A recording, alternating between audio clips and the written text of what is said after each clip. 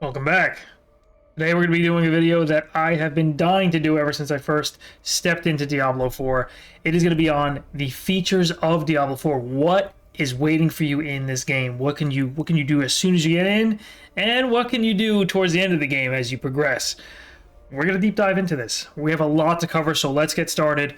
I won't bore you too much. You don't have to stare at my bald head all this time. You can stare at the game. All right, so let's do this. 5 characters right off the bat, right? Barbarian, Necromancer, Sorcerer, Rogue, Druid.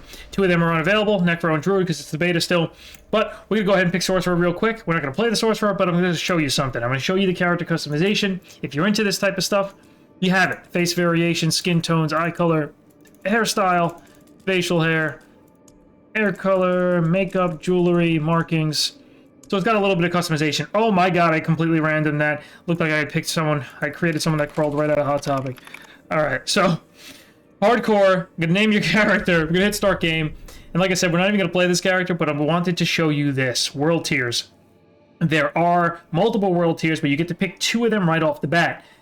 The world tier 2 is a little bit tougher, tougher enemies, going to be a little bit of a struggle for you maybe, and you get rewarded for that. 20% increased experience, 15% more gold. Pretty nice, right?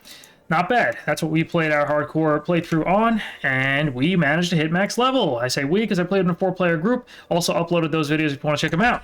So level 25, hit max level, was able to do it in hardcore. We're going to log into him, and I'm going to show you the first thing that you're probably going to care about when you get in. The abilities. What does the ability system look like? How do I kill things, right? How do I get my abilities to bash some demon skulls in? Well, this is what the skill tree looks like, at least for the Barbarian. It's pretty similar for everyone else, the layout at least. And here's our skills. All right, you can respec skills whenever you want. It just costs some gold. You'll see I have a fair amount of gold, 404,000, and it only costs me 110 right now to refund this point. I can right-click, pull points out one at a time, or you can do a mass refund and refund everything. You don't have to do that, and I'm going to just refund a little bit more just so you guys can see a little bit more about how the system really does function. And I'm going to show you that. Let's do here. So, Challenging Shout. That's a taunt. I really like using that because it saves my teammates. It definitely has saved a lot of lives in hardcore, and it's quite important in my opinion. Barbarian skill, amazing. Taunts nearby enemies, 40% damage reduction. We're going to pick that up. And as you see, when you pick up a skill, you get like a path. You have to pick up this one, but then you could pick one, left or right, one of these modifiers. You see this one, Challenging Shout is active, you gain 20% bonus max life. Great for staying alive in hardcore, right? While it's active, you get some Thorns, or you get Fury each time you're hit. So you could pick one, and again, you could refund it really cheap to do so. And we can pick up our abilities here, and again, it works just like that for everyone. You pick the modifier, and you pick the left or right, or I guess this one's top or bottom, depending on how you're looking at it, right? You gotta pick one of those, otherwise you won't be able to use the ability in the strongest form. You don't have to pick a modifier, you really don't. There are some abilities like maybe like Leap was one that maybe you just pick it up for the mobility. You don't really care about its modifiers, its damage. This helps reduce its cooldown if it doesn't hit an enemy. That's cool. But maybe you just want to save the rest of the points, grab Leap, use it as a mobility skill, and then save the points, right? So you could do that if you want. A lot of customization when it comes to the skills. And there's also a Paragon system. We'll cover that a little bit towards the end of the video. But moving on. Next thing I wanted to cover is the Renown system. I was excited to see this when I got in the game. So I'm going to pull up the world map, right? World, pretty big world. And we're going to have to cover a lot of ground, so we'll get something for that, right? Something will make us a little bit faster. We'll cover that too. But for now, we're going to focus on this area. You'll see at the top left it says Fractured Peaks. All of this area is considered Fractured Peaks, and it's the only thing included in the beta. At the very top of the screen, you're going to see some icons that mean different things, like dungeons you've cleared, side quests you've done, towns you've liberated. That's 3 out of 3. That's pretty cool. And the Renown. That's the most important thing. That's what we're talking about here. If I hit W right now, we're going to go to the region progress screen for Fractured Peaks. Total Renown earned 1790. And as you earn Renown, you get these unlocks. And the unlocks are pretty impressive. I wouldn't even be talking about it if it was some basic stuff, some crap we don't even really care about. But it's more than that. It's skill points. That means you get an increase to your maximum skill points that you can ever receive, right? There's a limited amount because as you level, you get skill points. You hit your max level, you're done. Well, not really. You can get more skill points through this system. Even more than that, the potion charges. Like I said, I play hardcore. It's the only way I like to play these games. Potions keep you alive. Super important. I probably would have died without this extra potion charge a couple times. Massive. Obols. Funny name. We'll get to what that is. And then Paragon points. Like I said, I'm going to cover that as well.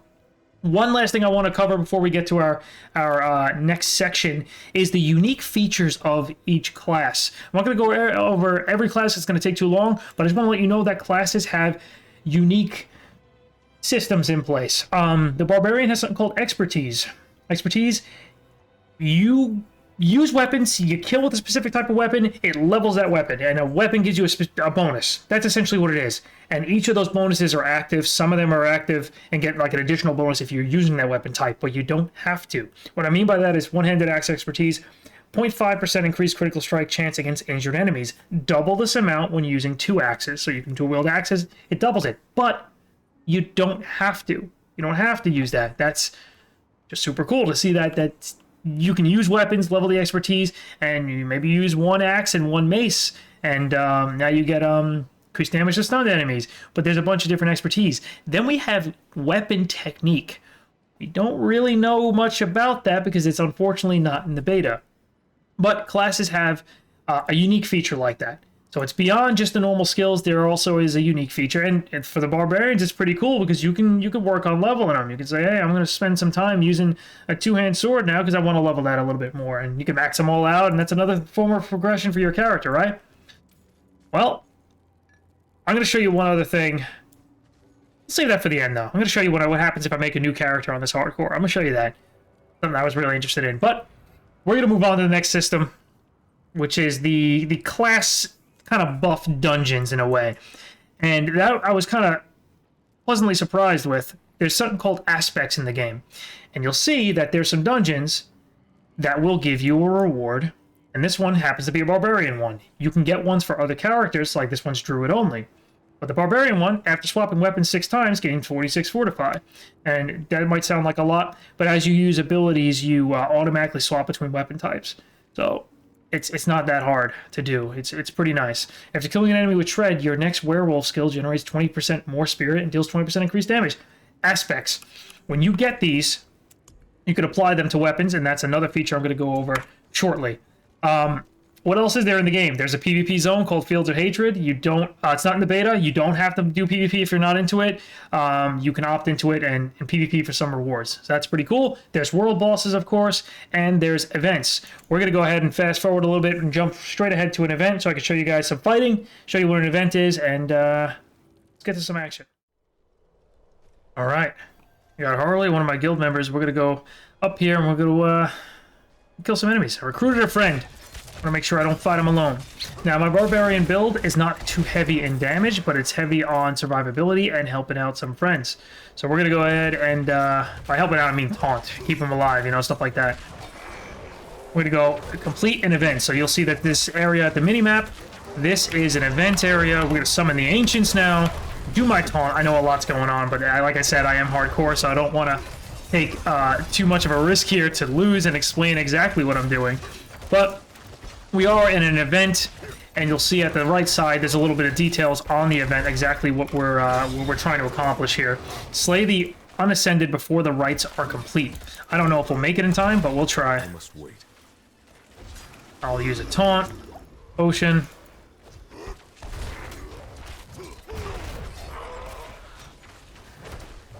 See if we can take him down. This is like the worst kind of event for my build as well, because like I said, I'm a little bit more tanky. My damage is not great. And as this event goes on, he summons more and more of these shamans, making it harder to continually do damage to him. This is just one of many events. So we got to take out these shamans in order to finish off the fight. We have 20-something seconds left. We'll see if we can do it. Oh, that hit me. That's a lot of damage. You'll see, like, there's definitely abilities you have to dodge. You got to be sure you don't get hit by some stuff like that big jump. Summon the Ancients. Hopefully they'll help me out here. Oh no! 2, 1. Ah, we won't make it. I'm not ready yet. Oh, did we get it? We might have actually done it. We just gotta finish him off now. Yeah, we did. I must wait. We got the check mark next to it. So now we're just gonna finish him off. A long event though. Tough one. This is actually one of the harder events that just happened to spawn here. Kind of wish there was an easier, shorter one for the video, but you know what? We're gonna play it out. And there it is. It's over. Then, when it completes, you get rewarded for it, and then you also get Renown. So, I can't earn any more Renown because of the... I'm capped. But, Murmuring Obols, we'll, like I said, we'll go over that. But that was one of the events. In addition to that, there's world bosses. Unfortunately, the world boss isn't up right now. Spawns way on the right side. But unfortunately, they disabled it for the beta, which is a bummer. Wish it was still up. I would have showed you guys that as well. But there are world bosses to look forward to. Pretty cool stuff. We're going to jump away from the action a little bit. We're going to go back to the city, and I'm going to show you guys some of the more... I don't know, gear management systems, like your crafting, right? Crafting, you're upgrading. I'm going to show you guys exactly what that is and what you can expect to use to bolster your character's strength to survive the evils, the demons, and all that stuff. All right, so Blacksmith. We're going to jump on over to him first. He's got an option to salvage, right? You can salvage all junk, and it'll automatically salvage everything in your inventory that's marked as junk. That is a feature as well. You can hit space and mark things as junk. And then once you get back to town, you hit all junk, and he will automatically salvage all the junk, and you'll get materials for it. Or you can just say, hey, salvage all items, and it'll take care of it for you. You can also, do it by quality, right? All magic items take care of that for me. There's repairing if you have durability damage. And then there's upgrading. We're going to go ahead and upgrade one of my items here. Bloodsucker of Ancestral Echoes. You're going to see the option to upgrade it, and it's going to show you exactly how it upgrades, what it upgrades to, the damage per second, what increases on it before you upgrade. Love that. Love seeing the actual way it's going to scale before you progress, or not progress, commit to the upgrade. And you'll see at the very bottom, so there's a material cost and a gold cost. Hopefully my webcam... It's not blocking that. No, we're good. It's blocking the material cost. So I'll knock that out so you guys can see the iron chunks and silver ore. And you'll see I did upgrade the item. The cost got more expensive, and it took up one of the upgrade spots, but we're going to upgrade it again. It got very expensive, and it upgraded to a stronger weapon, right? We like that. We like that. We like getting stronger. So that's the upgrade for the crafting, like the way to upgrade the weapons. This is your normal vendors. You know, they sell armor, they sell weaponry. You can vendor to them for gold if you'd like to do that instead of salvage, which it's important to kind of have a balance, you know, so you have your materials. All right, moving on. We're not done with those type of crafting upgrade type of systems. We're going to come over to the jeweler.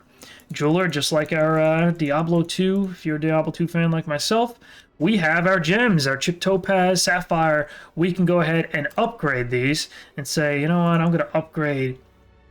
Material cost is 3 each. I'm going to, give me 3. I'm going to upgrade 3 to a chip. So, I'm sorry, 9 crude topazes are becoming 3 chip topazes. Cost to craft, you'll see gold is very, very valuable in this game, as you'll soon find out. And then we can socket. We can socket our gear, socket our gems. So, or socket our gems into our gear, I mean. And I'm going to show you a couple of the systems with the gems before we actually go into that. Boom, here we go. Same weapon, right? We upgraded before. We're going to add a socket to it. We're going to say, we're going to spend our scattered prism, which is a very rare material. We're going to go ahead and do that, and it's going to add a socket to the weapon. So it's good to go. And then we're going to say, what do we want to do? We want to...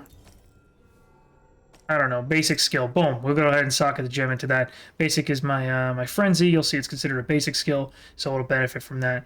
Then there's stuff like, okay, maximum life. Boom. Love that. Chipped rubies. Give me more health. Can't go wrong with that. I like staying alive. So we did that. We have unsocket as well. If you decide, hey, I don't want this anymore. I want to take that out of there. I want to take that out.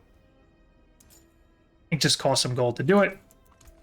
I'm going to put it back. Don't tell anyone I wasted gold doing that. I just want to show you the system. See the sacrifices I make? Okay, we're moving on. Like I said, I want to move fast. A lot to cover. Sorry, guys. Okay, imprint aspect. Remember I showed you guys that aspect that you can get from the dungeons? We're going to show you guys exactly what that means here. We're going to put the item in here. Loathbane. We're going to say aspect from inventory. We can go ahead and drag an aspect. Let's see. This one right here.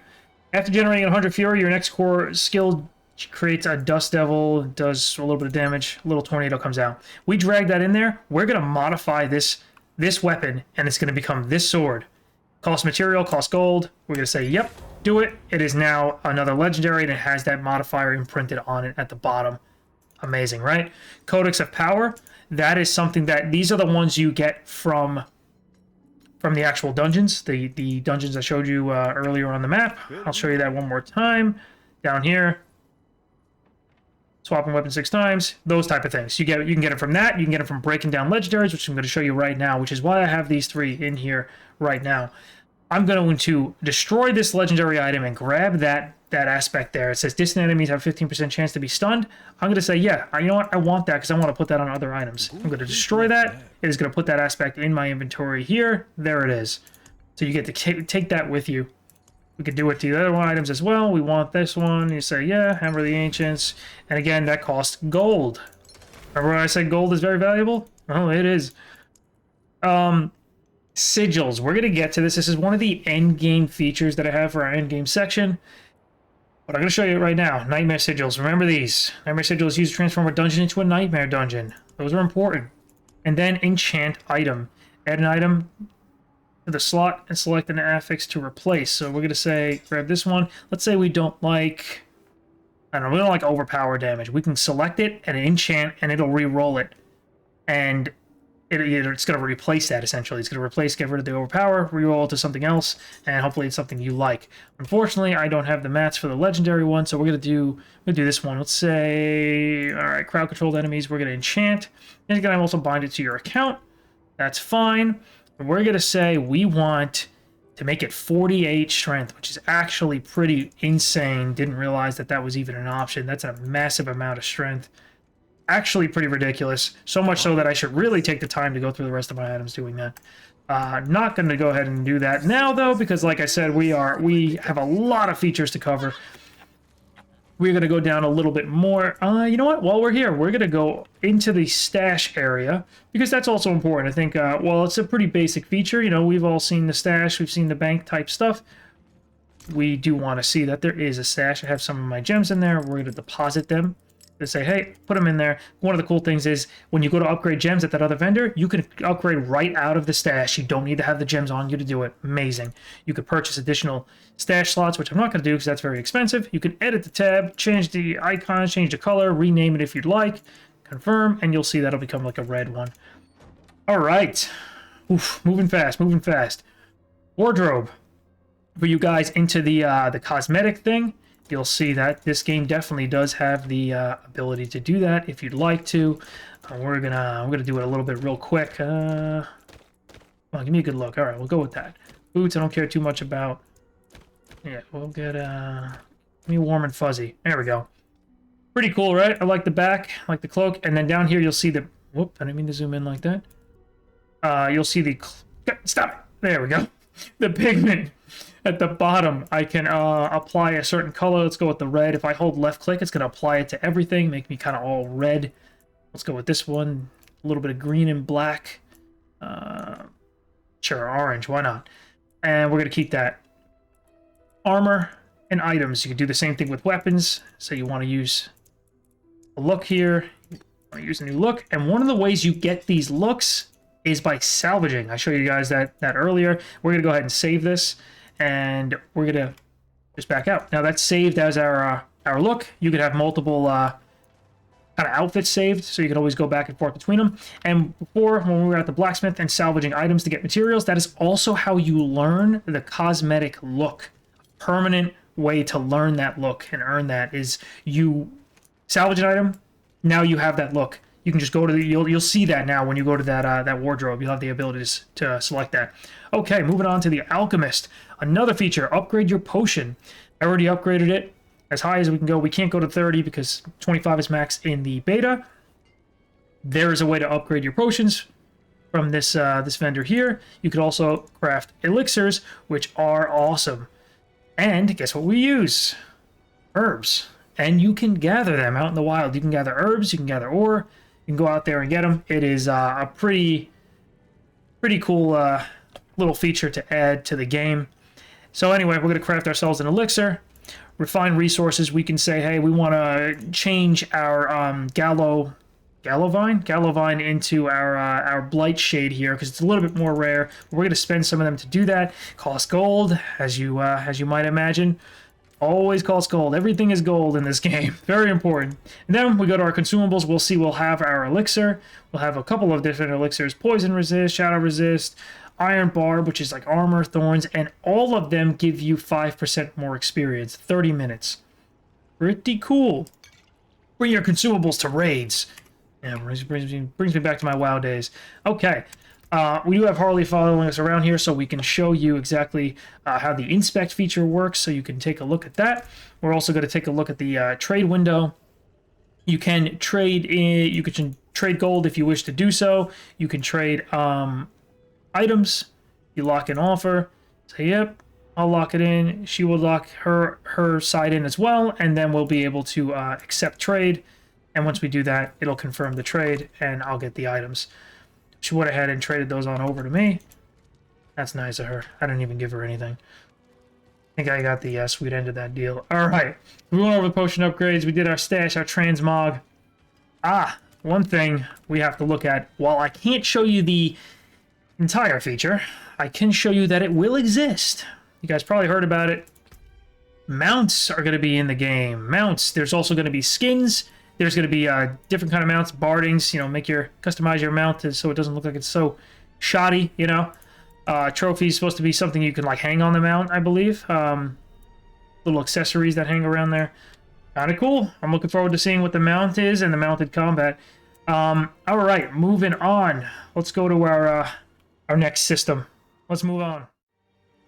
This next section here is about the seasons. There's no GUI, no UI for it at all in the game for the beta right now, because there is no season, right? So we're looking at an image of one of their images they shared in a news post. Obviously at the bottom right it says in development, not final. This is what their season page might look like, and you'll see here that some objectives here like reach level 20 and you'll get some points, and if you complete a certain amount of the objectives, you'll notice at the top left where it says chapter 2, that bar will progress. If we look down at the bottom left, it'll say chapter rewards. You'll get various rewards for it, and then if you complete 9 of the 11 objectives, you'll unlock the next chapter. If you look back at the top of this image, you'll see this is looking at chapter 2. There's chapter 3, 4, 5, 6, 7, and chapter 1 is already complete. There's also a tab there for events regarding the season events, which I will go over shortly.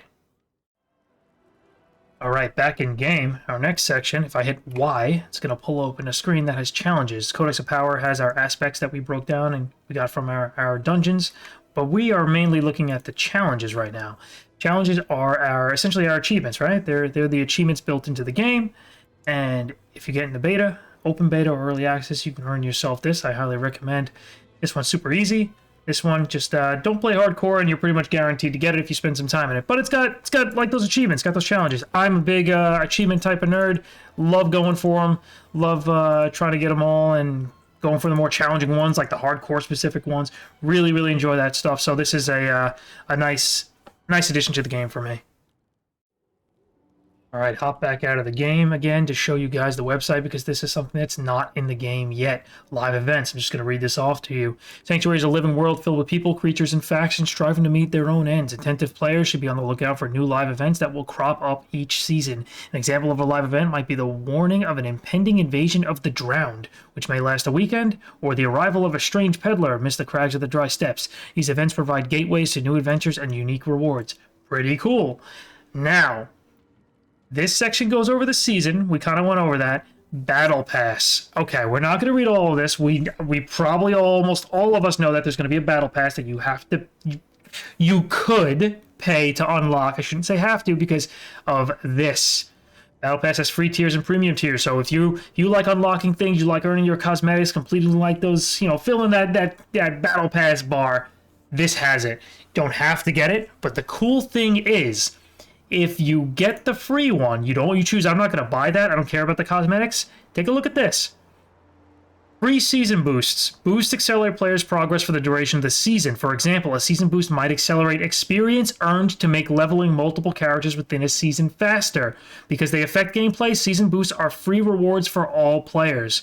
Want to be clear that players can't unlock season boosts more quickly through purchases. There is no way to unlock more boosts or boost at a faster pace by spending money. I love this paragraph. Love it from a big MMO player. I love MMOs. I absolutely hate pay to win. I like the way they worded this. Now, we have all seen developers change their mind. We've all seen developers lie. But the way they have this worded right now, that is fantastic. It's like they understand, they truly understand how players would have an issue with this, right? If you can buy a boost or you have to pay for the battle pass to get it. So they put this in the free version. That's perfect. The way they have it, perfect. I get it. You want to make some additional revenue. You're a company, you got to make money. I get it. You're a small indie company, Blizzard. You need more money. I understand that. So you put the cosmetics in there and try to entice people to pay for it, right? But you have the boosts, the things that actually impact gameplay, you have it separated because people can get it in the free version, and it's a lot more fair, a lot more balanced that way, not pay to win, right? We all love that. I love that. That's the way it should be. Don't change. Don't change your mind, Blizzard, please. All right, moving on. All right, so a couple of final things I wanted to touch up before we get to kind of closing out the video. Beautiful transmog, right? One of the cool things I like is if I pull up the social screen here, it'll show the members of my party. There'd be 4 people. I got my friends list here. I got local players that might be nearby. If you see someone run by, you want to whisper them or something, you can do that right through here. Kind of cool. And you'll see like the transmog players as they change their transmog, they'll show up here in the party list. Pretty cool stuff. Simple, right? Simple, but I like it. And of course, there is a clan system. I pull up clans here. You'll see I have join requests. From some guildies, so I'm going to go ahead and accept those. And you'll see the clan list.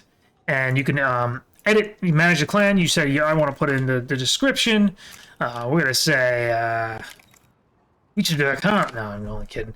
You could put whatever you want there. Follow me on Twitch, bro.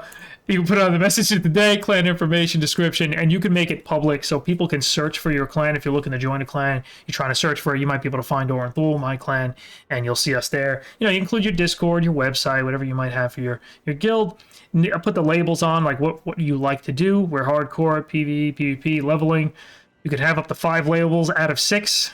We're definitely, okay, we talk, sure, we're social, but social generally to me means casual. They kind of mean the same thing to me. Anyway, permission system, you can edit that for the guild or the clan. Heraldry, kind of cool.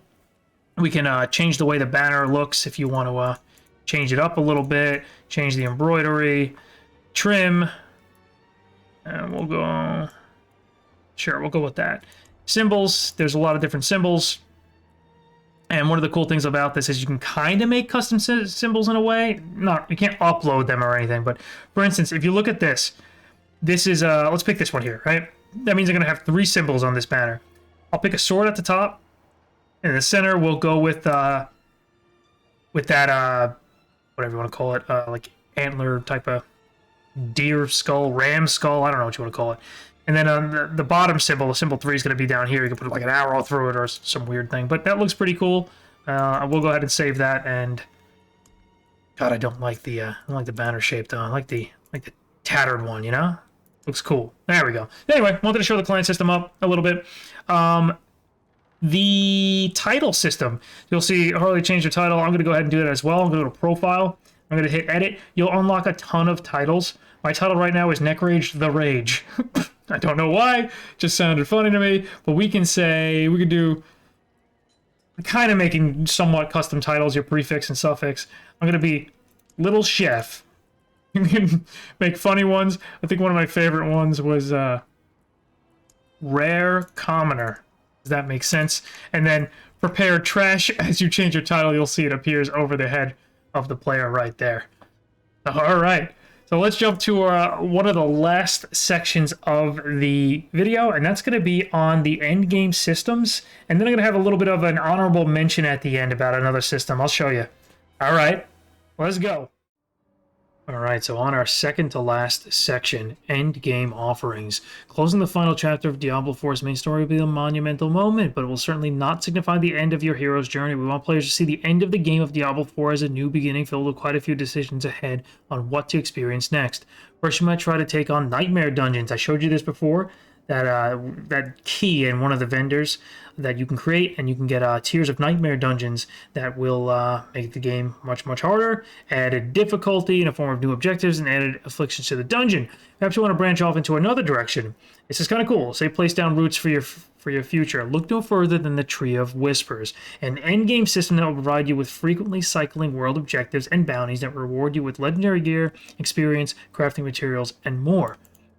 And then, of course, we unlock the Paragon board, which is something that changes a lot throughout a lot of Blizzard's posts. There's been quite a few changes to this already. And what you see in front of you is called the Paragon system. This is the Paragon board, and this is what you will be putting points into after you hit max level. Bunch of different like gates and pathways to follow in the Paragon board, and this is supposed to be massive. This is one little section of the Paragon board, so look forward to a lot of progression. Now, before we call it quits on this section and we move on to the final section, which I think you guys are going to love. I certainly love it, especially from a standpoint of someone who likes to play the game with friends. I'm going to show you something here. So we are going to look at the, there we go. I'm going to look one more time at these Nightmare Sigils, because now we know about the system. We can turn the dungeons into Nightmare Dungeons. This crafting creates a Nightmare Sigil of tier 1 to 5. Afflictions 3 requires world tier 3. 6 to 10, 11 to 15, 16 to 20, Afflictions 4. And then Ancestral requires world tier 4. This is the stuff that's, this is the tough endgame stuff to get the best equipment, the hardest content in the game. And then, of course, you still have those world bosses at the end of the game to fight as well. So there's going to be a lot to do at the end of the game. But all right, moving on to our absolute final section of the video. All right, the absolute final section of the video. Pulling up my social menu. And I really wanted to include this because when I originally saw it, I said, I don't know how I feel about this. All right. 2 level 5s are grouped together, right? It could be 1 level 5, it could be a level 1. I'm going to join that party. And I'm on my max level 25. So Harley and Bucky are on brand new characters. I'm going to go ahead and join their party, right? I'm going to go ahead, I'm going to port over to where Harley is. And the cool thing about that is, not my main reason of showing this section of the video, but it allows me to just quickly port over to them. They don't need to drop a portal for me or anything. Over here, you're going to see at the very top, I'm fighting a Fallen that's level 20. This is a level 20 enemy that I'm fighting. Guess what the level of the enemy is for her? 5. And it scales to each player's level. I'm getting level 20 enemies. She's getting level 5 enemies. She's still able to fight. I'm able to fight. She will not get one shot. They're just like level 5s hitting her. We're able to play together. We can do the same content. For the most part. I mean, there is a limitation, like you can't just jump across the world map now, you know? So there is a limitation, but I can go and help her, like maybe she logs on after, I don't know, maybe she's busy all day, I level 10 levels without her, she logs on, I can still just instantly hop, start playing with her, hop into her game, help her with her main quest, and just keep going. And one of the reasons why this is so amazing, one of the reasons why I really love it is because I have played a lot of ARPGs. If you guys have played ARPGs with friends, you know that people will die and they will lose their character, and you'll be like, great, we're level 50, you just lost your character. I guess let's make level 1s together and we'll help you get back to level 50. Then I'll hop back over to my other character and we'll continue as level 50s together. You don't have to do that. Man, it sucks you lost your character, but I have mine. Let me, make a new one. I'll come back and join you and let's keep going. We'll help you catch back up. We'll help you level, but you don't need to make a new character or anything. You don't need to. And it's beyond just hardcore. It's just like people might not be on at the same time. You don't have enough time. You have that friend that can play an hour or 2 a day. And you don't necessarily have to stop. You don't need a new character to play with them. You don't have to do that if you don't want to. You can just hop on your main character and help them. And that's just incredible. So level 6, she should see like this as level 6, and you'll see, look, this is a level 20 enemy to me, and she's killing it because it's level 6 to her. Love it. Incredible, incredible design. And when I first saw it scaled, I said, kind of dumb, huh? But then I actually played, and I saw the feature in action and what it really meant to me as a player, how it actually played out. And it's just amazing. I actually love it. It grew on me so quickly that I wouldn't have it any other way. Amazing job. But let's do it. Let's jump to our final goodbyes at the end of this video. So I know I said that the previous section was going to be the last, but I forgot one thing. The Purveyor of Curiosities. If you look at the bottom right of my inventory, you'll see something called Obols. Curiosity vendor lets you know what it is. Obols, right? And we saw this before in the region progress. You'll see max Obols will increase, and if we pull up our profile, I'm sorry, not profile, our materials and stats, and we come over here, it'll show us our Obols, Murmuring Obols, used to purchase items from Purveyor of Curiosities, earned from random events in Sanctuary. So the random events you go out and complete, you'll get Obols. I'm maxed out right now, which is not good. You don't want to make sure you never max. You come here and spend it. You could spend it on stuff like the Whispering Key, which is, you'll find chests out in the world that they generally give better rewards than other chests. You can open them with this key and have a chance at some good loot. In addition to that, you can gamble. We've all played Diablo games, I'm sure, where you can gamble some items, see if you can get something good, such as a legendary. That's pretty cool. I was able to gamble a legendary on my second try here, and then let's go for a ring. Let's see if we can get anything. There's the legendary ring. And that's pretty good. That's not bad. But as you can see, there is definitely a gambler, and that's what those Obols are used for. Glad I didn't forget to include that in this video. So, I hope you guys enjoyed this video as much as I did making it. It's been fun. I've been having a blast in Diablo 4. If you guys liked the video, like, subscribe, you know how those YouTube things go. Always appreciate it. Definitely helps me out. And leave a comment if I forgot anything. If you liked the video, just let me know. Definitely appreciate it. And one last and final thing, I promise, we are going to say hello to the little dog and goodbye to you guys. Thanks so much for watching. I'll catch you guys in the next video. Later!